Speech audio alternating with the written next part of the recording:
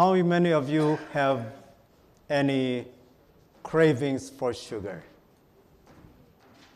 You have a special cravings for sugar. Other words, as we may say, we have a sweet tooth. As a child, I had that problem of sweet tooth. I don't know if I would say a problem, but it's basically something that we have to hurdle, because this can be very tempting, while we understand that there are good things about sugar, but there are also bad things about refined sugars, as we may abuse on its use. So let's look into 5 ways sugar hijacks your health. So as we can see here, between 2018 to 2019, the global sugar consumption exceeded, can you imagine, 153.95, almost, we round it off to 174 million metric tons. That's the total consumption that we have around the world. That is for a projected year, at that time, 2018 to 2019, about 2 years or maybe a year. But there would be higher projections that you may imagine. Now it's 2022.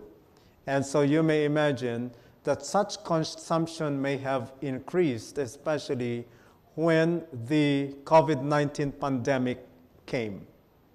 We'll see that as we move on.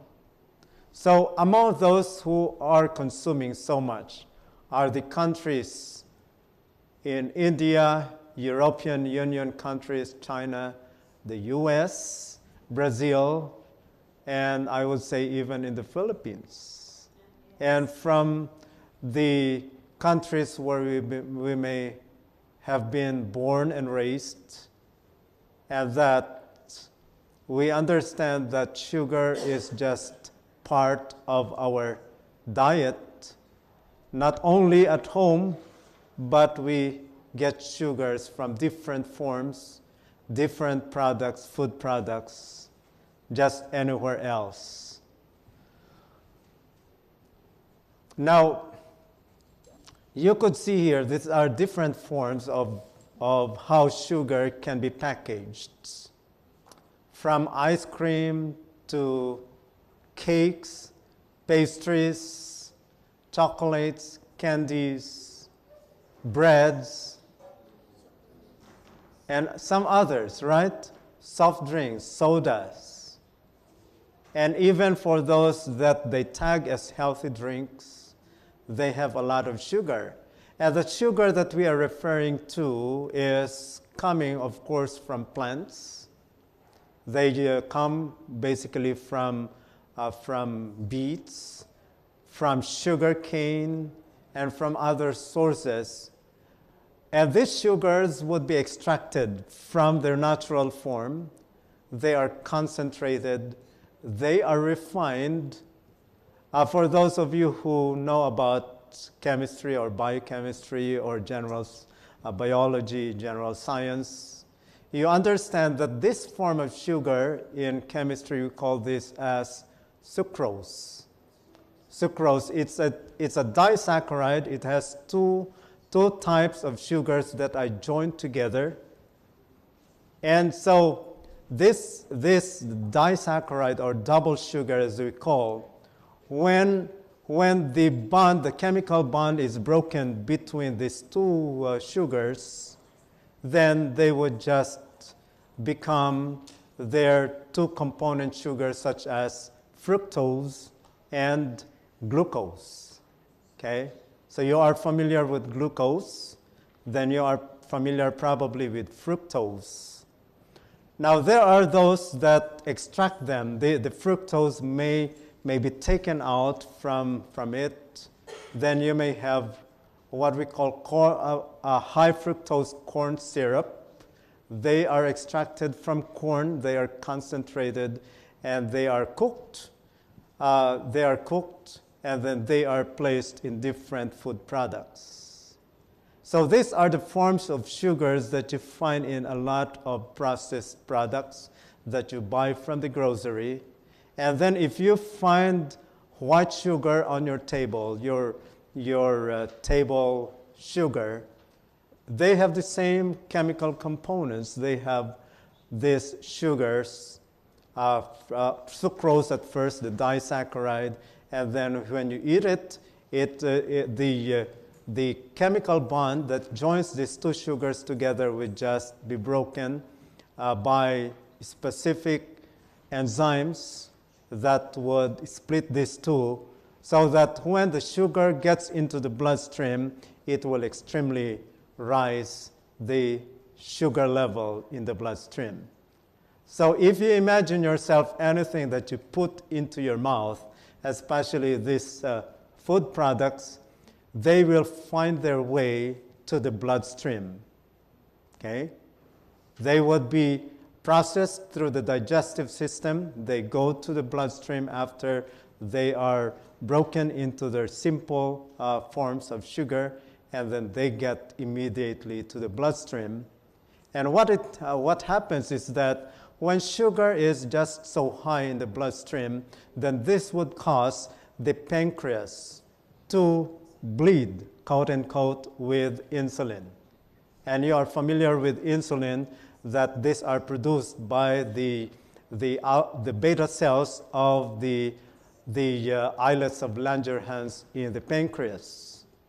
And thus, this would cause the pancreas to be stressed out in producing so much amount of insulin into the bloodstream because of a sudden rise of sugar in the bloodstream. So basically, all these foods have 100 glycemic index. Their ability to cause the sugar level to rise very rapidly.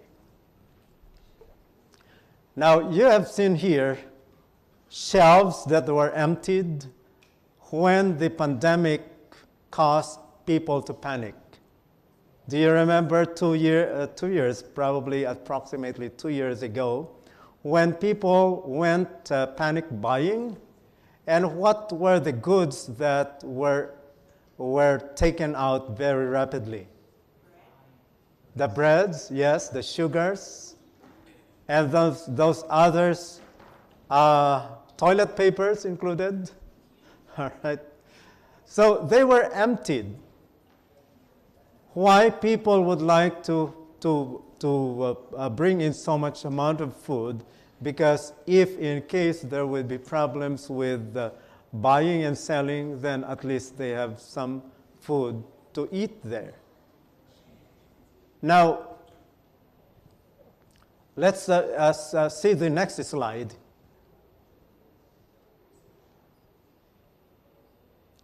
All right, so consumption of refined sugar has dramatically increased at that time by more than 20%.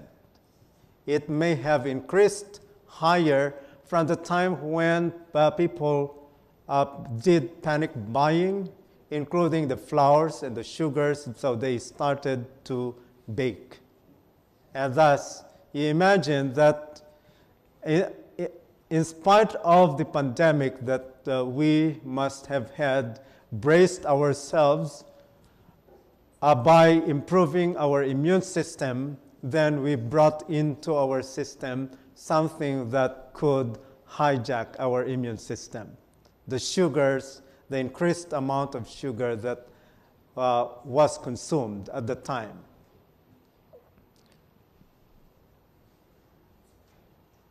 Now, if we consume all these products with refined sugars, we may not know what troubles we are putting into our bodies. Let's look into 5 ways by which sugar could hijack our health.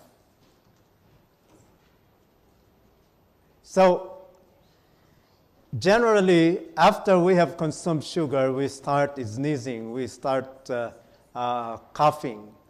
I mentioned to you last night in our introduction that these sugars are not eaten generally per se as sugar, but they are packaged in different forms.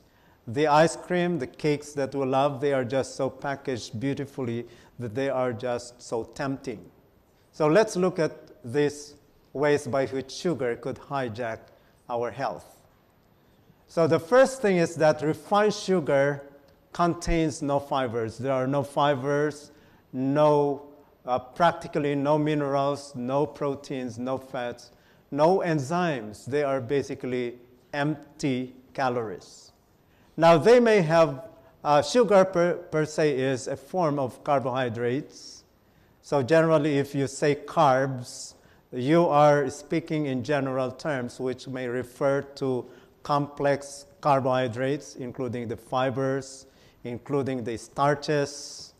Glycogen also is a form of carbohydrate that you find in the liver in its stored form. And then we mentioned about the double sugars, and then we have the simple sugars.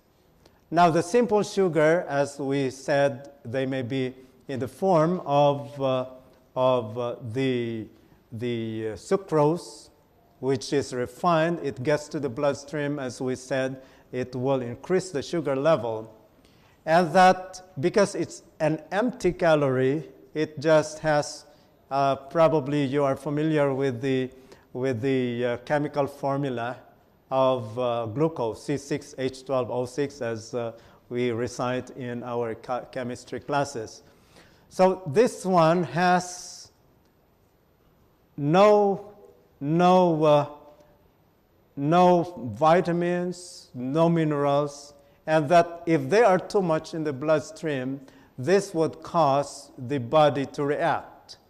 And what could be its reaction aside from putting in so much amount of insulin into the bloodstream to take care of the sugar? There would be leaching out of minerals coming from the bones. Okay? Calcium. Calcium may be in the form of calcium phosphate and calcium carbonate that are in their form that is deposited in the bones. Then when the body would detect the presence of high sugar in the bloodstream, then this could cause the other hormones to react upon that. And what happens is that it would take out so much amount of calcium and other mineral deposits from the bones and other systems of the body. And thus this would render a person to have electrolyte imbalance. Now, why is it that it gets all these minerals and some B vitamins? Because in the metabolism, how the body will make use of the sugar, it needs all these minerals and certain vitamins, specifically the B vitamins, in order to metabolize the sugar.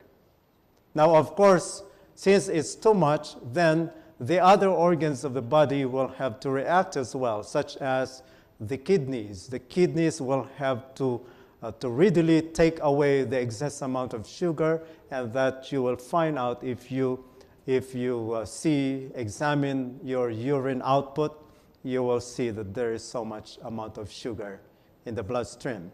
Now, aside from that, the excess sugar may be joined together to form glycogen, and they are stored in the liver. Now, if you take so much sugar during the night, what happens is that the insulin will start the process of making this excess amount of sugar to be put together to form what we call neutral fats or triglycerides. And where are they going to be deposited? Some are deposited in the adipose tissues surrounding organs of the body. They may be deposited surrounding the liver and the other internal organs. so much of them would be deposited in adipose tissues underneath the skin. And thus this would cause people to put on weight every day that they may accumulate through time. And this is one of the major culprits why people develop overweight and obesity. Now let's look at the next slide. All right, the second one is that the pancreas overreacts. As I mentioned to you, if it detects the presence of sugar in the bloodstream so high that it could cause the pancreas to release so much amount of insulin that whether you like it or not, the insulin will overreact. And thus, it would be a stress factor for pancreatic function. So when the insulin is released too much, what happens is that it would cause certain biochemical reactions so as to take care of the sugar, and that after that high sugar, then because of the flooding of so much insulin, then in a few minutes, the sugar level drops so low. Do you imagine that? It drops so low. And then later on, you may feel hungry again. And what do you do if you feel hungry? You take snacks. You take snacks. You eat. And that you tend to overeat again. And then the first thing that you may be thinking again would be foods that have high amounts of sugar. And so you will have up and down swings, up, down, and this would not be good for the body. So the body will try to take care of the sugar, but yet as the pancreas overreacts, it would cause the up and down swings of sugar. So the person may have first hyperglycemia, as we mentioned last night, and then eventually a drop of sugar, a hypoglycemia, then this would cause you to eat, and then it will go up again, so there will be fluctuations of sugar levels in the bloodstream. The third thing is that when sugar is consumed, the good bacteria, we call this as the normal bacterial flora in the intestines. This good bacteria, which are central in the immune response of the body and for the proper digestion and absorption of certain nutrients, the good bacteria will die. They die out. And when that happens, there will be less of the manufacture of the B12 vitamin. You see, the B12 vitamin is not produced by the body per se, but they are produced by the normal bacterial flora in the intestines, some of which may be found in the mouth. So there are bacteria in the mouth, but they are good bacteria because they are just part of our system in the production of B12 vitamins. Now, when the B12 goes down, what happens is that the processing of the glutamic acid would be blocked, and that if that happens, you become sleepy. Immediately after a sugary meal or sugary snacks, what do you feel? You would tend to go to sleep, right? Even after eating your lunch, that you may think that this would give you energy, but yet that energy is now going to be causing you to go to sleep because the glutamic acid is not processed, because B12 vitamin is very low. Why? Because of the high sugar that has caused this bacterial flora in the intestines to die out. And this would cause a person not to really focus and problem solving, sleepiness. The alert system in the brain, which we call this as the reticular activating system, is dumped off because of low metabolism for glutamic acid. The fourth one is when there is increased consumption of sugar, there would also be increased susceptibility to developing cancers. In women, they are so susceptible here in developing uterine cancers, breast cancers, and some other reproductive-related organs. And thus, this would cause a lot of higher susceptibility to developing cancers. Among men, they may be susceptible to the formation of pancreatic cancers, what else? Prostate cancers, because of high amounts of sugars. And different forms of cancers, including skin. Did you know that the skin is the one that suffers first before any other organs in the body when there is high amount of sugar? Because while there would be some production of sweat, then you would, if you try to taste the sweat that would come out through the skin, it's sweet. It's sweet. And if there is sweetness on the skin, there are harmful bacteria that would be harbored there, and they would cause skin diseases. Now, the fifth one is that when the sugar is elevated, and there is too much there after having a good meal with high amount of sugar, or if you have snacks, this will dump off the immune system. Now, what happens is that when high sugar is present in the bloodstream, this is a condition that is suffocating to the white blood cells and the red blood cells and other cells, including platelets in the body. Why is it suffocating? Because the process of bringing in the oxygen that is needed by the white blood cells would be blocked. Okay, there would be blockage of the uptake, as we call it, the uptake of oxygen into the cells. You see, any other cells of the body would need oxygen in order to make energy in the form of ATP, and they need the energy. There is the powerhouse of the cell, as we call it, the mitochondria, that would need oxygen in order to completely metabolize the sugar that comes in, so that at the end, the product of sugar metabolism would be the form of energy we call adenosine triphosphate. So they need it.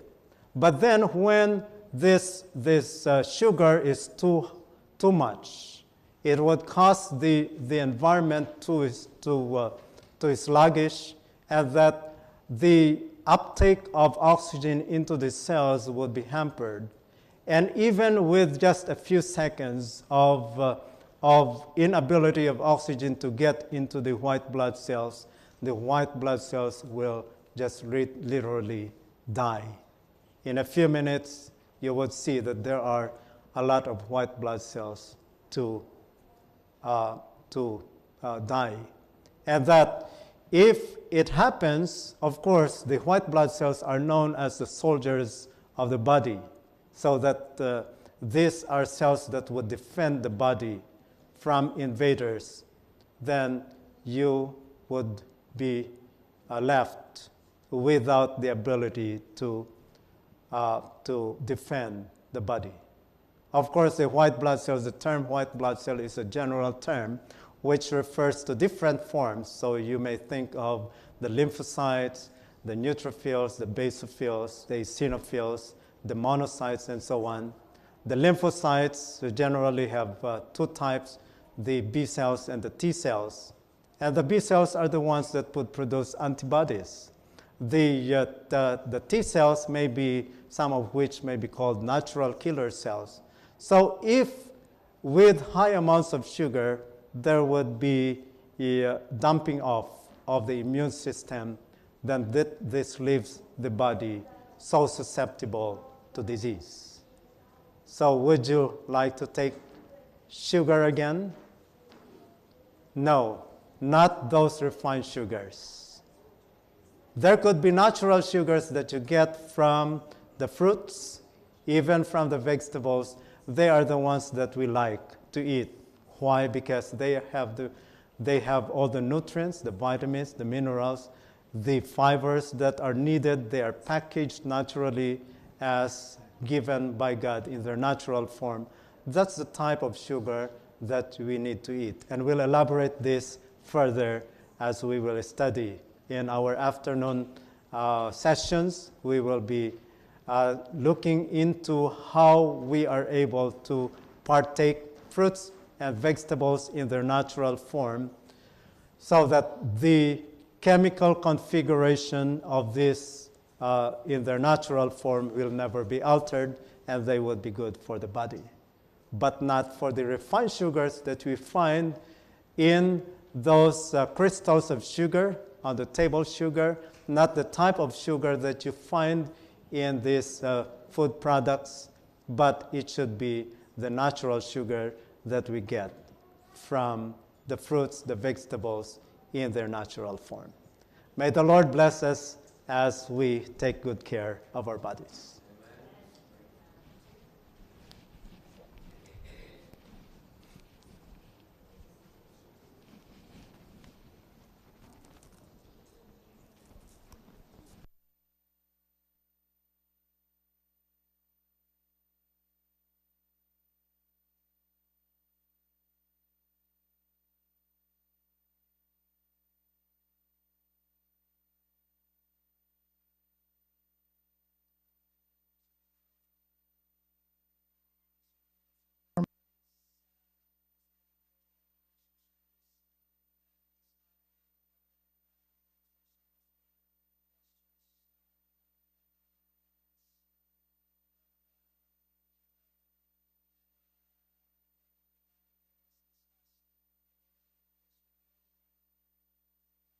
Concerns that you have, or if you have any other comments,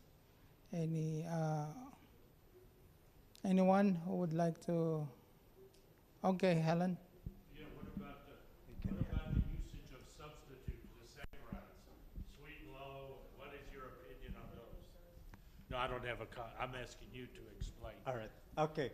Yes, we have an extra microphone here for those of you who would like to ask questions. Okay. Yes, thank you for the question on the sugar substitutes. Sugar substitutes may be used sparingly, but for those individuals who have already an existing metabolic problems, sugar metabolism and metabolic syndrome, I would advise them not to touch any of these sugar substitutes. Why? Because in most cases, this would exacerbate. This would worsen your condition for those who have problems with sugar metabolism. If you have diabetes already, if you have hypertension, high triglyceride levels, high cholesterol level, metabolic syndrome as we call, you should do away with sugar substitutes.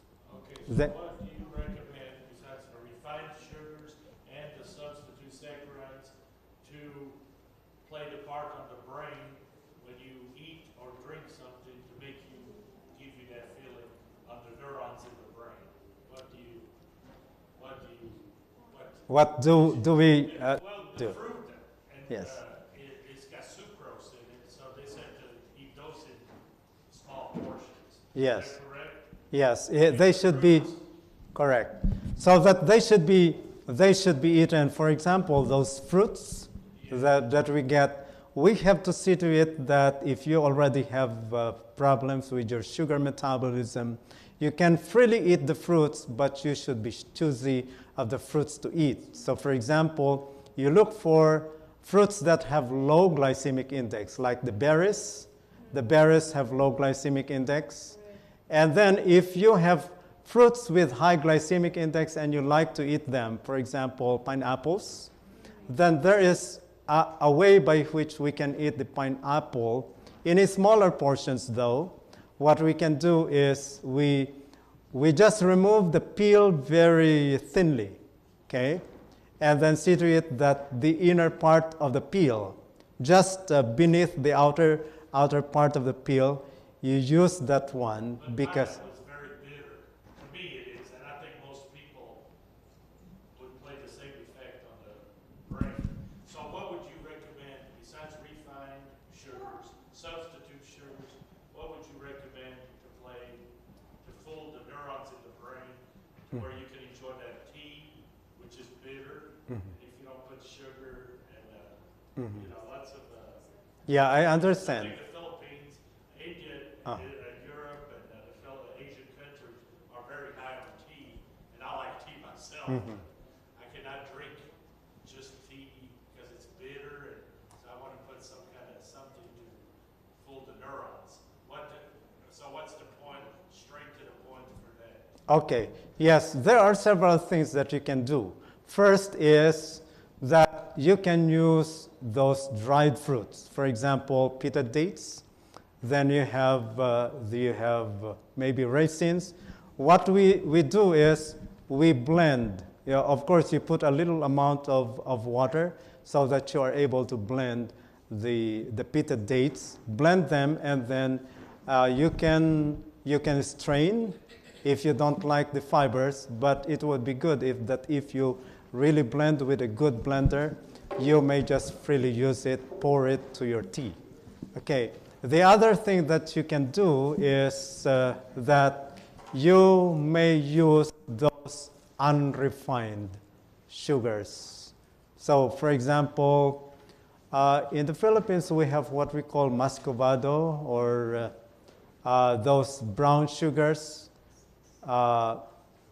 Yes.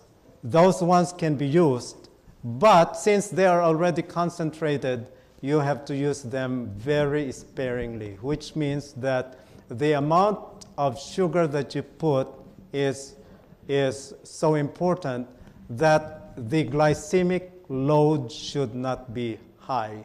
It means that even if you are going to use that type of sugar, those brown sugar, what other forms that you may have?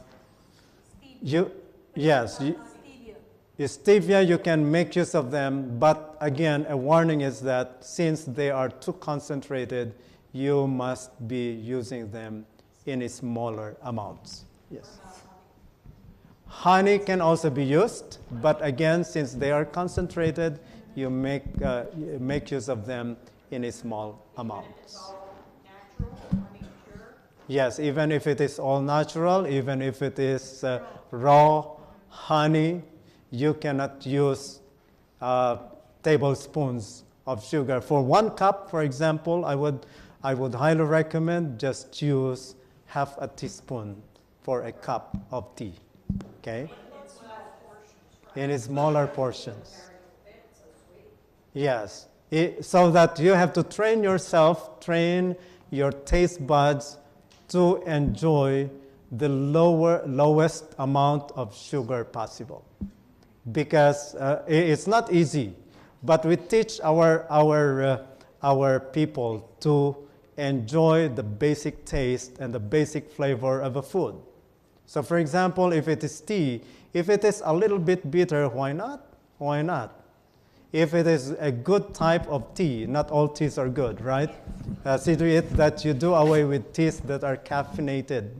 Even those coffee that they tag as decaffeinated, they are not all decaffeinated in a sense, because there would at least still be about 70% of caffeine.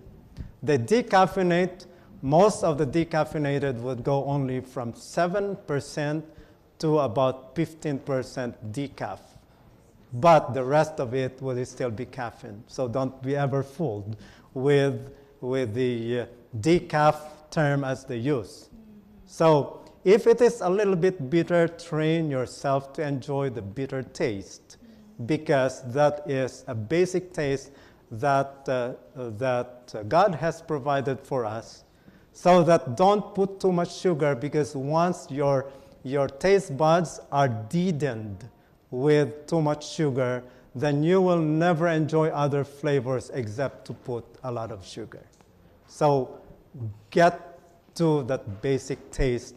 A small amount of sugar would do in order to help yourself and never have any of this metabolic syndrome again. Yes, Sister I Helen. just want to share something about the sugar intake. This is a study done in Loma Linda. They did not put the date, but this is something about the effect of sugar on the ability of neutrophil. You already mentioned the function of the neutrophil. It is like a soldier in our body. It engulfs bacteria. This is the the result of the research, and they found out that 10 teaspoons of white sugar, equivalent to that in 1 can of soft drinks, soda, decreases neutrophil activity by 50%. And it persisted for 5 hours, meaning to say your body will not have soldier to protect you in 5 hours. And that is very scary to me. For 5 hours. And then it decreased, after 30 teaspoons of white sugar, the neutrophils completely lost their ability to engulf bacteria. So, how would that be? I mean, the more refined sugar you take, the lower the activity of your neutrophil will be gone. Yes, very good. Thank you, Sister Helen, for mentioning that. We call in biology those neutrophils. These are types of white blood cells that you find normally in the blood. The neutrophils are also tagged as bacteria slayers. They are bacteria slayers because they are the ones that would engulf. So they are one of those white blood cells that have the ability to surround any invader, bacteria particularly. They surround them with their what we call the pseudopods, their extensions coming from their cytoplasm. They would just simply surround this bacteria, and thus, if they surround them, they bring it into the cytoplasm, wherein you find an enzyme system there. That enzyme system would be activated in order to neutralize the bacteria. Now, such activity would be weakened with the presence of sugar. Why? Again, when the sugar suffocates these white blood cells, they cannot take up oxygen, and such activity of these white blood cells will never be made efficiently. They are weakened, and some of which in about 50% within an hour or two. Then about 5 hours, 50% of them will die. And then later on, some more will be suffocated. Some would just spontaneously die. And that devoids the body from its ability to fight against bacterial invaders. That's why the one that causes us to have sore throat, to have upper respiratory because of the Dead neutrophils and some other natural killer cells that generally we call this as the T lymphocytes. I see 2 hands here, our brother and then our sister. Is that, doctor, the reason why during the peak of COVID, although there were people that were afflicted and unfortunately perished, that were relatively healthy, but for the most part, the ones that perished were the ones that had pre-existing problems secondary to obesity because of all these problems caused by sugar? Yes, that could be the major culprit why many of them just succumb to death because of their pre-existing condition wherein sugar is not controlled, meaning to say that there is just high amount of sugar in the bloodstream. Aside from their consumption, they already have pre-existing diabetic condition. So if you have pre-existing diabetic condition, and of course you know that it's not just mere increased sugar level, there are those, as we said, they have metabolic syndrome. Their triglyceride level is just so high, cholesterol is just so high, and that with this persistent chronic condition, you imagine that the immune system is just so weakened, a lot of these white blood cells will just spontaneously die because of their suffocation. Oxygen cannot just seep into or uptaken into the cells. You see, the enzyme system that I mentioned to you will require some vitamins and minerals. That when these vitamins and minerals cannot just get into the cells, they would spontaneously die. And they don't have the ability to produce the energy needed for their functions. Yes, sister, I could see your hand. Okay, yes, please go ahead. Does sugar deplete vitamin D in the body? And if it does, what can you do to replenish it in a short period of time? Because as we know, vitamin D plays a big role in the immune system. Yes, thank you for that. We have what we call the ACID vitamins, vitamin A, vitamin C, vitamin E, and then we have vitamin B6, and then vitamin D. Vitamin D, these are what we call antioxidant vitamins. Now, these antioxidant vitamins, as I said, these are activators of the immune enzyme systems among the immune cells. So if you have low vitamin A, vitamin C is very central, and vitamin C is a water-soluble vitamin that you need to eat or to partake on a daily basis. Since it is water-soluble vitamin, the body has no ability to store them in the liver and in other organs of the body. So you have to supply your body with constant supply of vitamin C, especially in the morning for breakfast.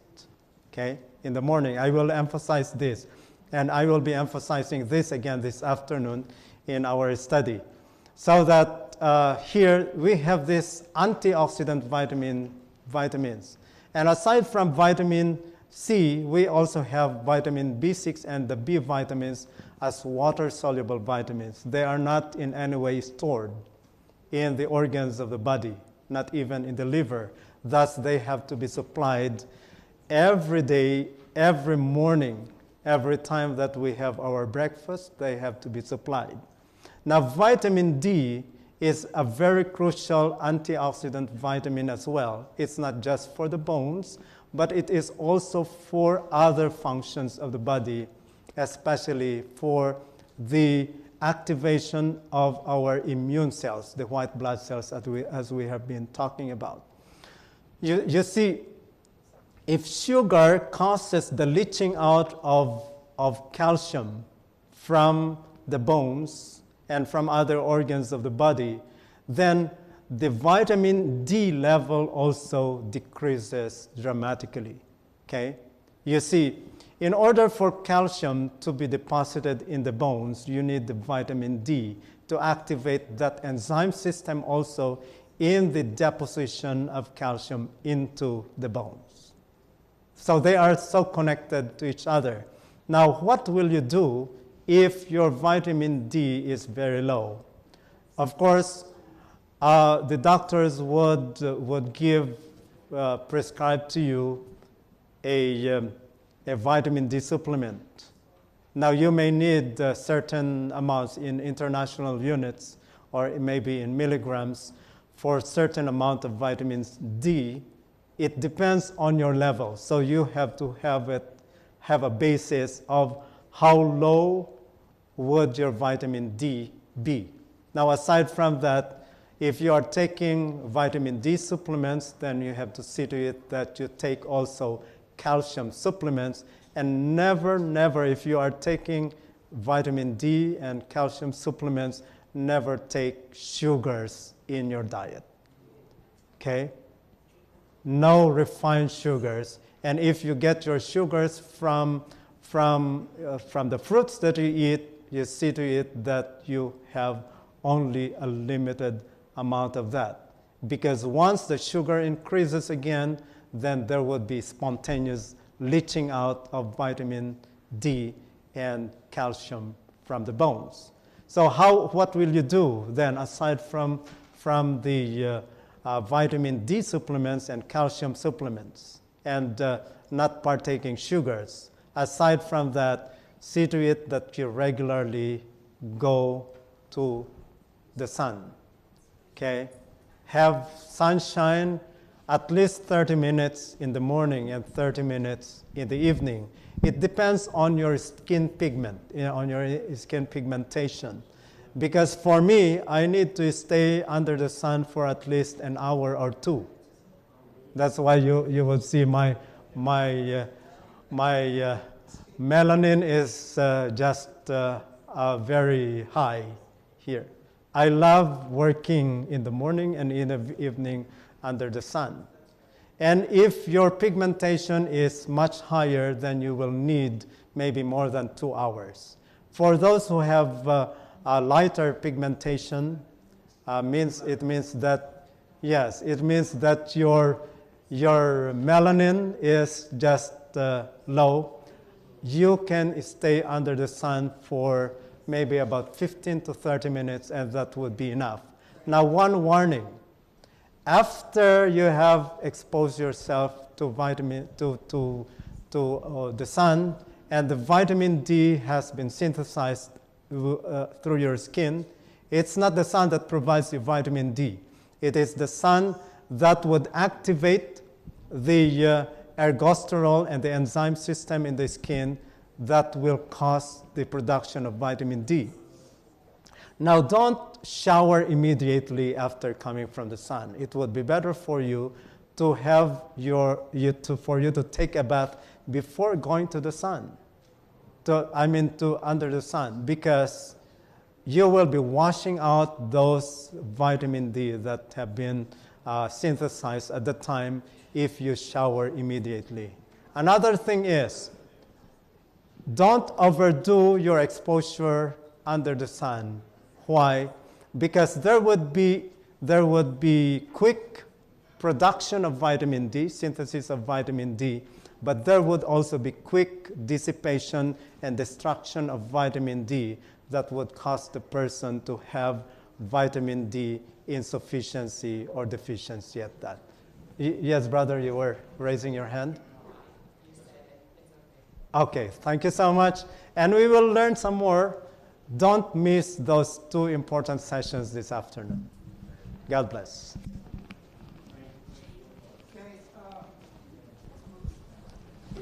Before we go